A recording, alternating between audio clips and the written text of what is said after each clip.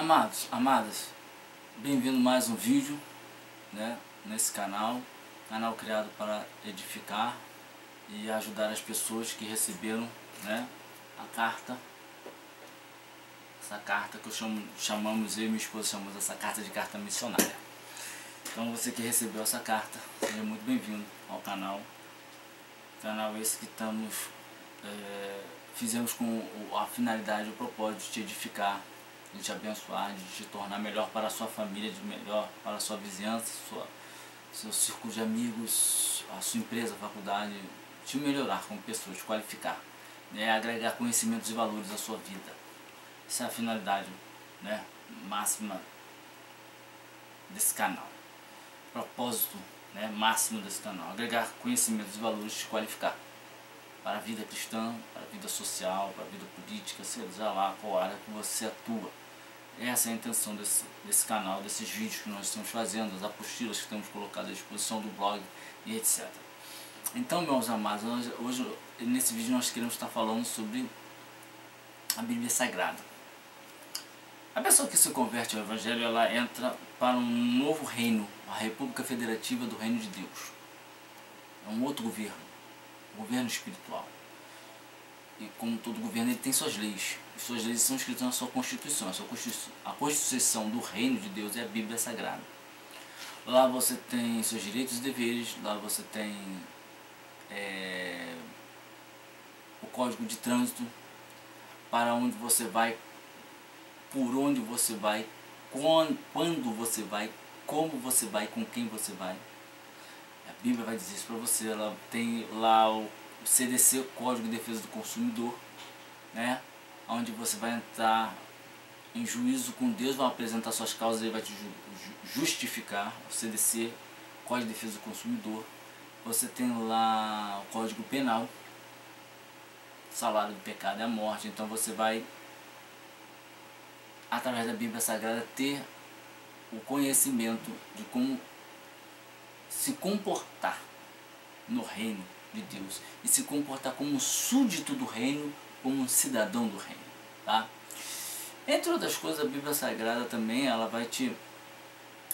o ideal é você, né, ver esse vídeo, só uma pincelada, você clicar no link que está abaixo e ir até o Google Drive e baixar todas aquelas apostilas em PDF que estão ali e lê-las, que elas vão estar te explicando o que é a Bíblia Sagrada. Então deixa eu aqui alguma coisa assim, a boca pequena. A Bíblia Sagrada, o que é a Bíblia Sagrada? Vamos colocar assim de forma básica, até para você ter o vídeo para passar para alguém, para mandar para alguém mais fácil.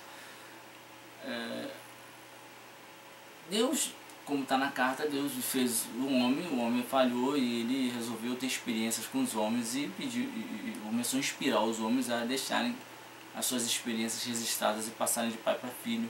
E assim ele começou e as experiências foram passadas. Depois, Deus levanta uma nação dos israelitas. Você tem que ler o livro de Gênesis para saber como isso aconteceu. E levanta Moisés, que foi criado para ser um faraó, para ser o legislador, ou seja, aquele que ia escrever as leis de Deus.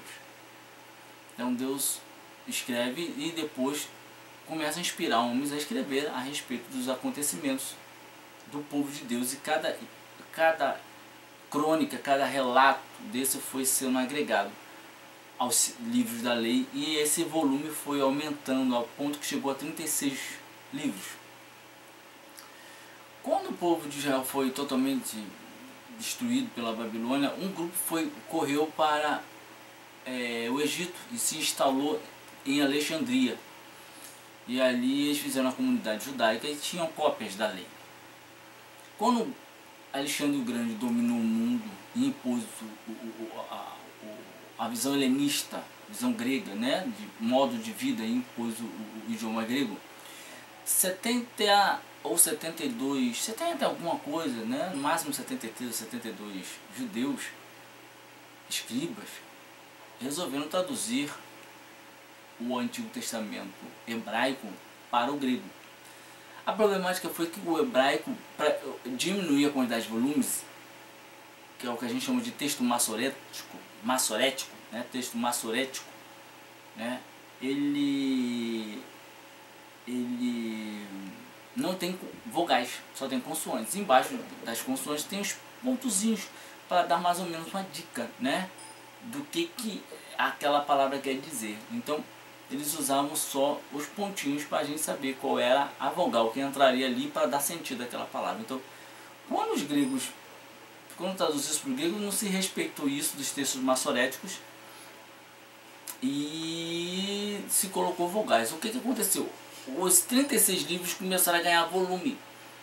E houve 3 livros que ficaram grandes demais, que foi o livro de Samuel, o livro dos reis e o livro das crônicas dos reis. O que acontece? Esse livro das crônicas do rei, diga-se de passagem, esse livro das crônicas do rei foi agregado depois, né? Ele é agregado depois, né? Que até então só tinham 35. Aí esse livro foi feito, ele foi agregado depois do exílio babilônico, né?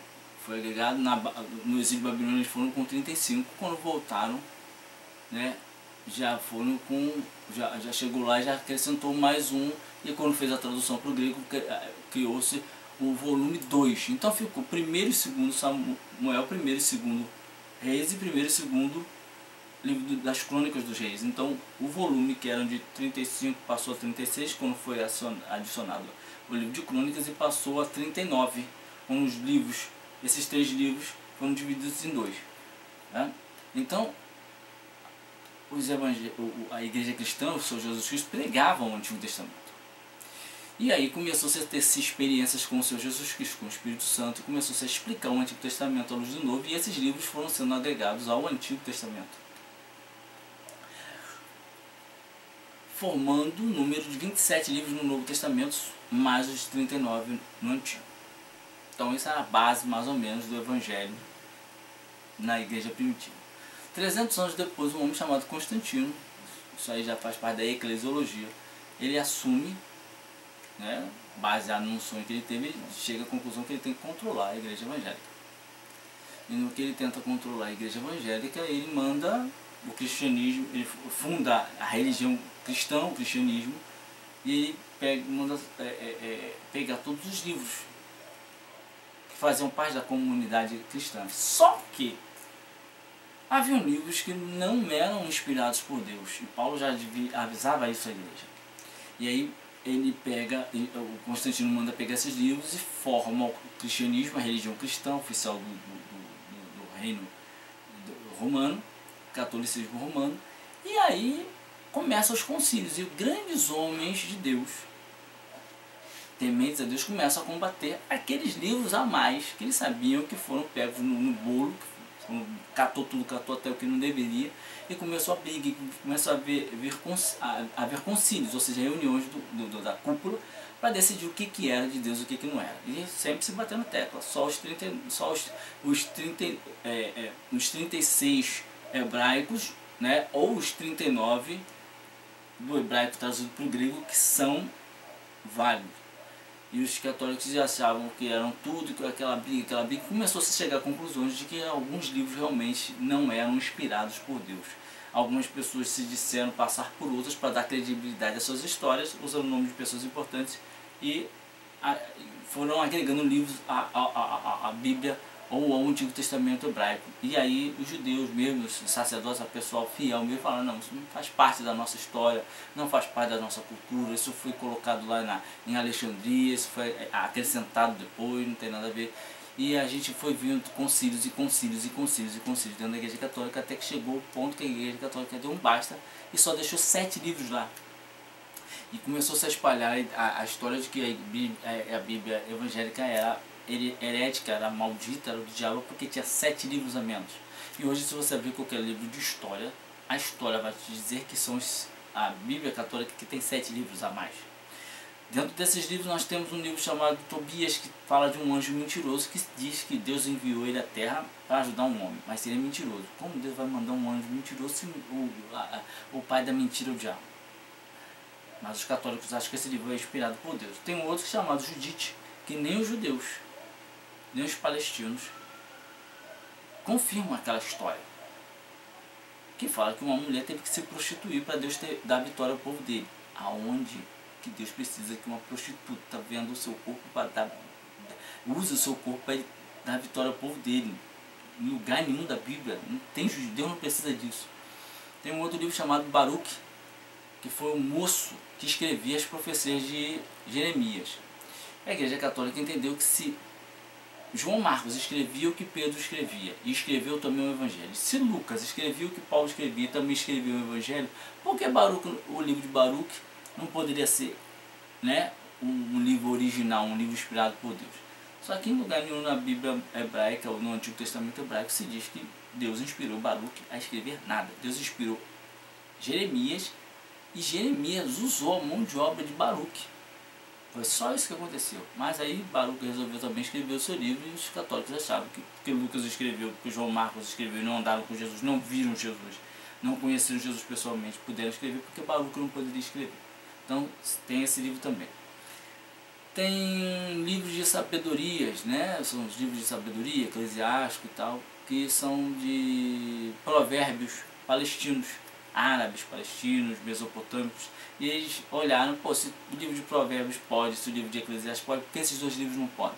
E por causa de um valor filosófico, dos ditados que tem ali, deixaram aquilo lá, mas a gente sabe que não foi inspirado, porque não fazia parte do canon hebraico original, dos 35 livros, que depois veio a ser 36 por causa do término do exílio babilônico, fizeram crônicas. E aí nós temos, depois disso, temos primeiro e segundo livro de Judas Macabeus, ou seja, dos Macabeus, que conta a história até que verídica de uma família de judeus que não aceitavam os castigos impostos por Deus a eles nos seus exílios e nos seus cativeiros. Eles viviam se rebelando.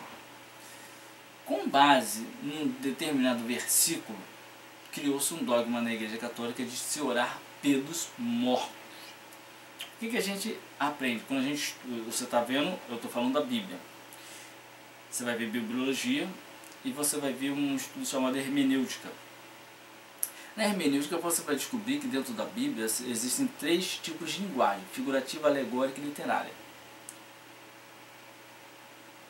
Figurativo e alegórico são símbolos, são simbólicos, né? São as simbologias. A literalidade ou literário fala de poesia. E você vai ver que existe o texto narrativo e prescritivo. Narrativo é o que conta uma história, de forma poética e de forma literal. E o prescritivo são os mandamentos do Senhor, as doutrinas, os preceitos, os estatutos, a lei de Deus. Os católicos, por não dominarem a hermenêutica, transformaram um episódio em que Judas Macabeus ora pelos seus soldados que morreram na batalha, porque confiaram num ídolo que ele achou debaixo das couraças, imagens de ídolos. Eles poram a sua confiança não no Senhor, mas em ídolos, e por isso pereceram na batalha como juízo claro e evidente de Deus. Judas Macabeus ora para que Deus perdoe esses homens e os salve. Então a Igreja Católica, com base nessa passagem, que não é prescritiva, é narrativa, criou a doutrina dos orar pelos mortos, acender vela pelos mortos, dia missa de um ano da morte das pessoas.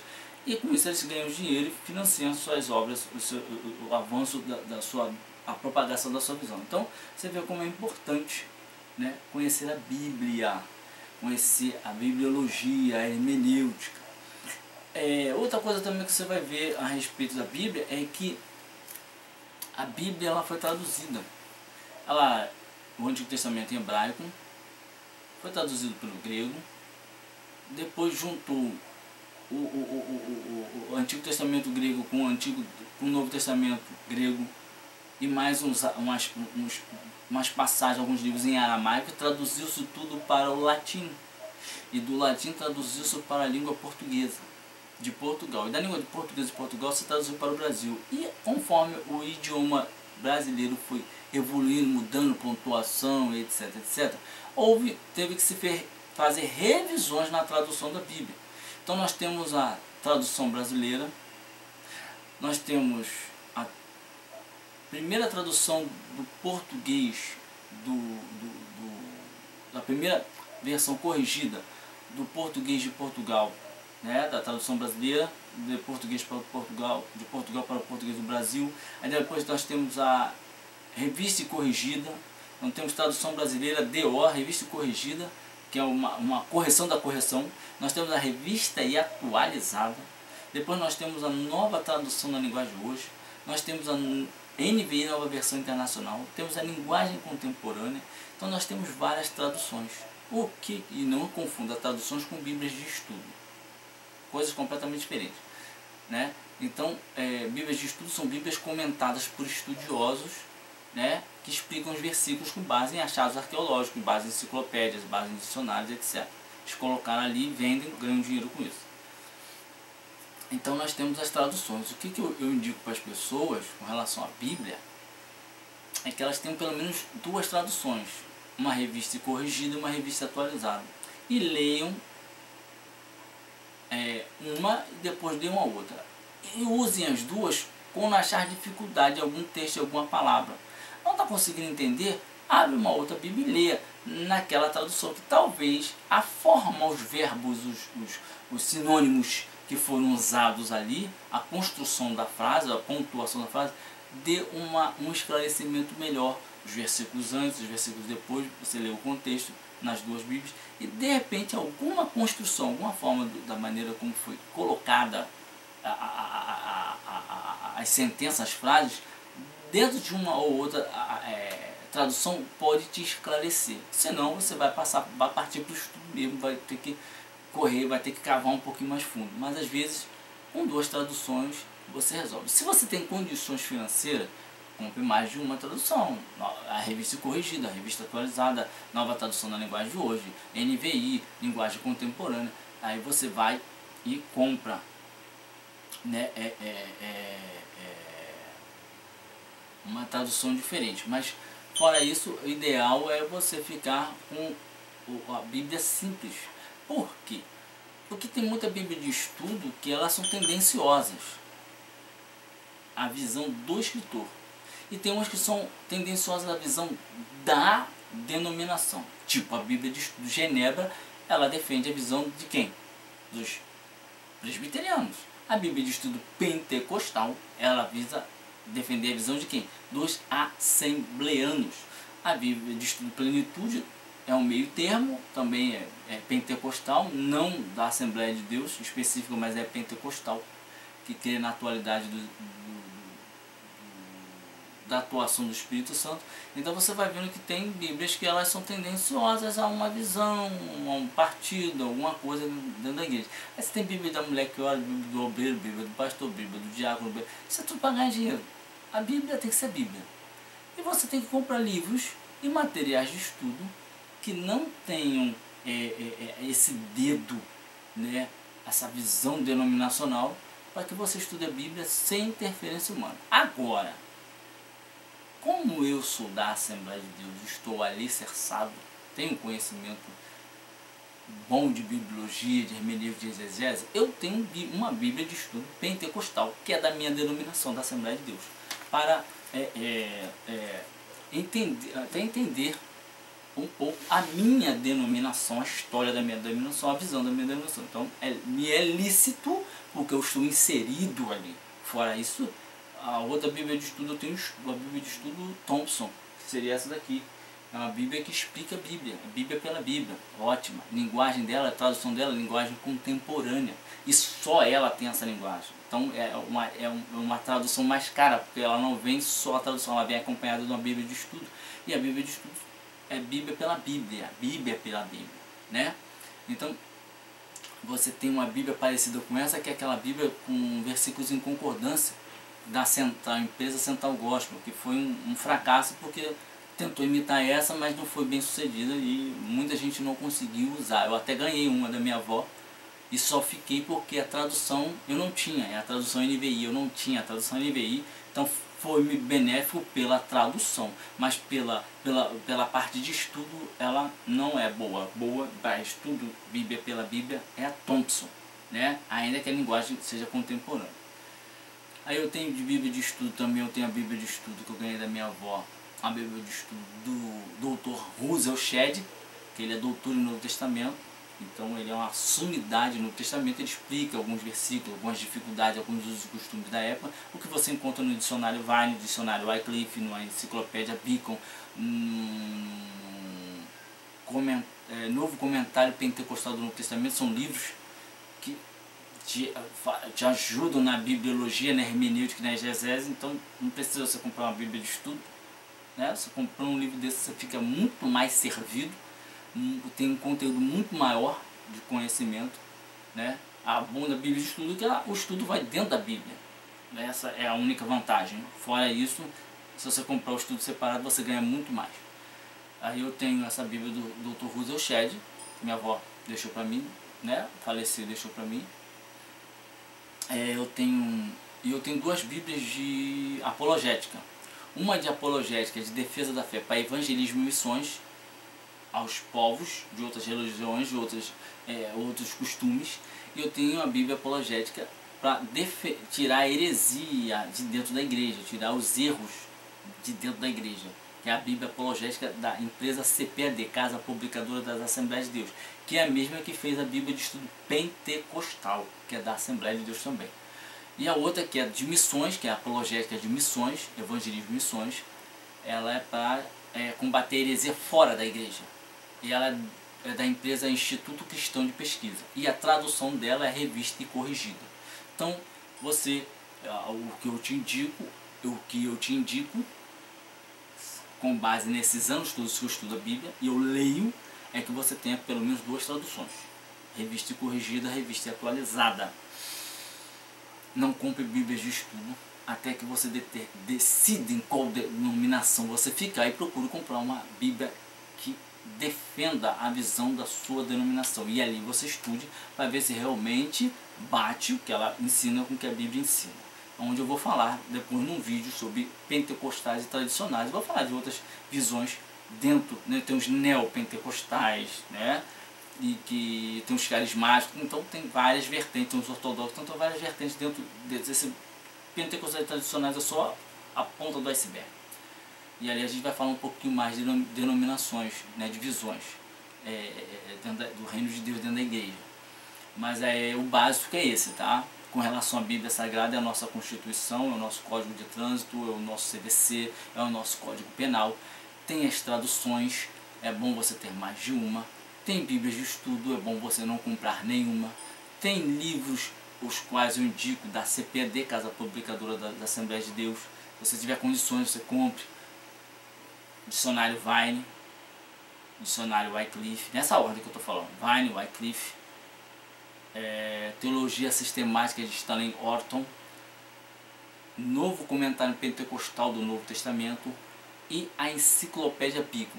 Se você tiver esses livros aqui, é lógico, né, que nós temos o dicionário Aurélio, que é para quem estuda até o 2º grau, e o dicionário Rosas, para quem quer fazer doutorado, pós-graduado, lato sensu, mestrado, que é para um outro nível de estudo. Então, se você tiver condições de agregar conhecimento e valores através dessas ferramentas, você só vai ter a aquecer. Bíblia de estudo, como eu já disse, eu prefiro ficar com as denominacionais, que é da minha denominação, que é pentecostal, e essa, que é a da apologética, que é para a defesa da fé, é defender a fé, não uma denominação, ela visa defender a fé bíblica, e a outra que é a de missões, que é para me ajudar a evangelizar outras pessoas de outras religiões, de outros povos, de outras culturas, né, à luz da palavra de Deus. Então é ótima para quem quer fazer evangelismo de missões, ganhar almas.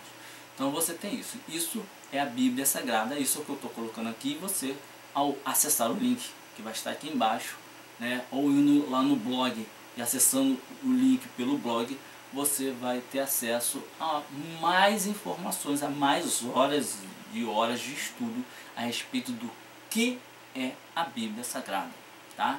Que Deus continue te abençoando, te guardando, que Deus continue fazendo resplandecer o rosto dele sobre ti, continue tendo misericórdia de ti, que Deus sobre ti mantenha o rosto dele levantado, te dando a paz de Cristo em nome do Senhor Jesus. Saia daqui com um pouco de conhecimento para que você seja melhor para os teus, sempre melhor para os teus. Aqui a atenção é te melhorar para, e não te fazer sentir melhor que. os outros, mas melhor para os outros, tá?